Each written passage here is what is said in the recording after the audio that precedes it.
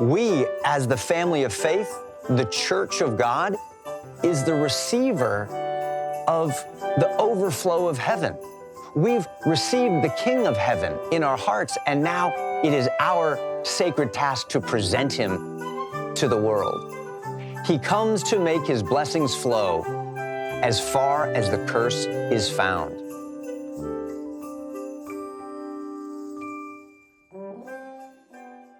I love thinking about Christmas when I was a kid, but it's maybe even more exciting as I think about Christmas as a parent and one day as a grandparent and what it will be like. I think of the food that we'll make. I think of the gifts that we'll give and the songs that we'll sing.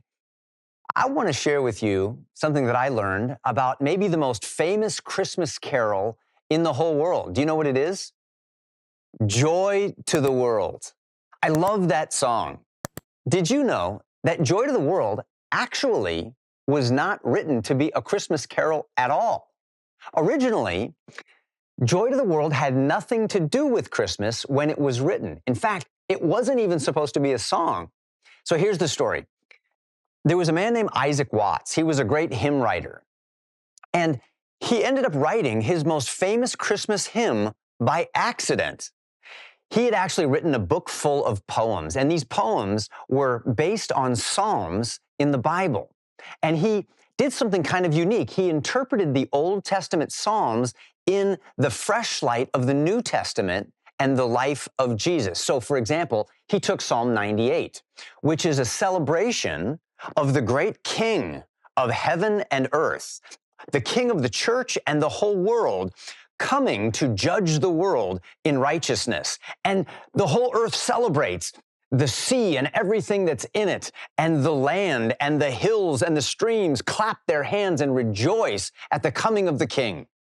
Well, 100 years later, somebody else gets a hold of Isaac Watts's poem and puts it to music and begins singing it at Christmas time. And it ends up becoming one of the most famous Christmas carols of all time. Joy to the world, the Lord is come. Let earth receive her King. That's straight out of Psalm 98.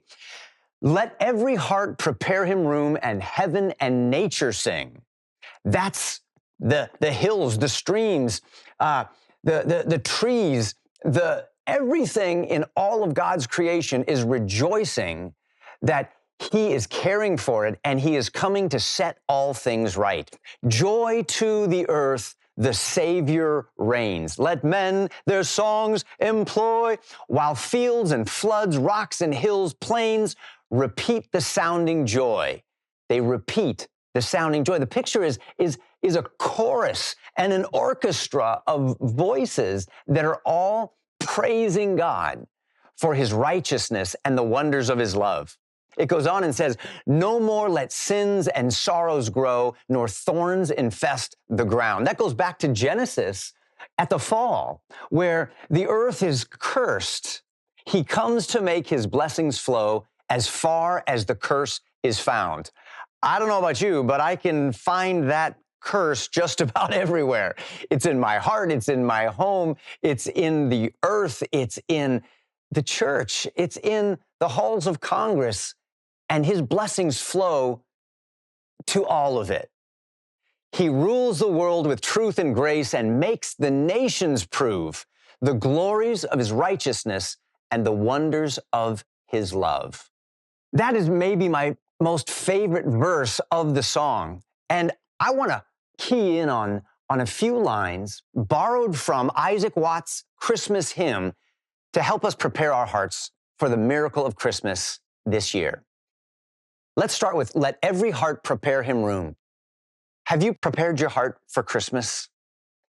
With everything going on in the world and the hustle bustle of the Christmas season, make sure that you remember that the way heaven flows and his kingdom comes to earth is through your heart and my heart. The gospel comes and miraculously transforms us, fills us with the Spirit of Christ, the Spirit of heaven. And then it wells up so much that it comes out in the songs that we sing and the life that we live. Let men their songs employ. I think that goes for women too. The song of the gospel shouldn't be locked up in the human heart. It should flow out from us to our children and to our friends in the form of gifts and the gospel and hot chocolate piled high with whipped cream and feasting and celebrating. Let earth receive her King. We, as the family of faith, the church of God, is the receiver of the overflow of heaven. We've received the King of heaven in our hearts, and now it is our sacred task to present him to the world. He comes to make his blessings flow as far as the curse is found.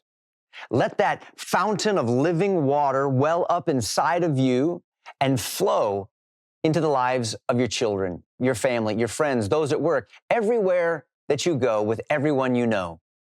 And finally, he rules the world with truth and grace. Did you know that all the storms that we see that appear to be random and chaotic, do you know that the things that we see going on in the world, even the bad things, the hard things, the difficult things in our own lives, financially, relationally, all of these things are under the sovereign control of God as he rules with truth and grace. The scriptures tell us that he's the blessed controller of all things, working all things together for good for those who love him. He's taking all nature, all politics, all weather, all medical conditions, financial and relational situations, the joyful and the difficult, and he will use them sinlessly to prove the glories of his righteousness and the wonders of his love. It is true that those who rebel against God and his Christ, the baby in the manger, those who sin are those who choose to suffer. Rebels will ultimately fall. False systems will ultimately collapse because the righteous King of heaven has come to judge the earth.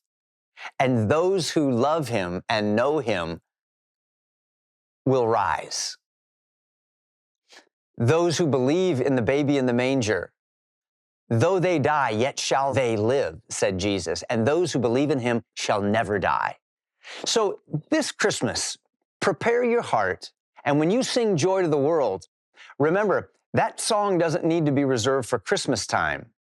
Join in with the chorus of the hills and the streams and the birds and the rocks and the sea and everything in all creation, even the stars that shine in the sky, to praise the King of heaven all year long.